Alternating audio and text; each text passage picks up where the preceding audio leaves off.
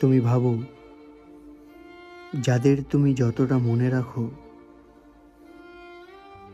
তাদের মনে নিশ্চয়ই তোমার জন্য একটু জায়গা আছে। তুমি ভাবো তারা না হয় ব্যস্ত, তবু কোনো এক ফাঁকে হয়তো তোমার কথাটা ভাবে। তাই বারবার তুমি নিজেই আগ বাড়িয়ে কথা বলো, নিজেই কল দাও, নিজেই বোঝাতে চাও সম্পর্ক এখনো বেঁচে আছে।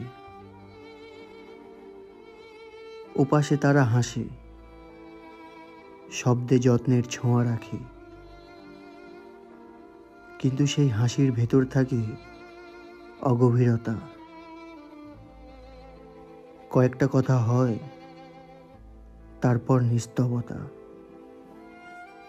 তুমি ভাবো সময়ের দোষ, কিন্তু আসলে সময় নয়, তোমার গুরুত্বটাই কমে গেছে অজান্তে। একদিন তুমি হঠাৎ সিদ্ধান্ত নাও, এইবার চুপ থাকবো, দেখি কে খোঁজ নেয়, কে খোঁজ নেয় না। তখনই সত্যিটা পরিষ্কার হয়, যাদের নিয়ে তুমি ভাবতে তারা আসলে কখনো তোমায় ভেবে সময় কাটায়নি। তুমি শুধু অভ্যাস ছিলে, প্রয়োজন নয়। তবে এতে কষ্ট পেও না। যারা তোমায় ভুলে গেছে তাদের জায়গায় নিজের জন্য একটা পৃথিবী গড়ে তোলো। নিজেকে ভালোবাসতে শেখো,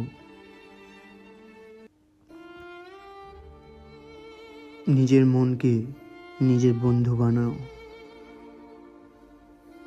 তুমি কাউকে না ভরসা করেও বাঁচতে পারো,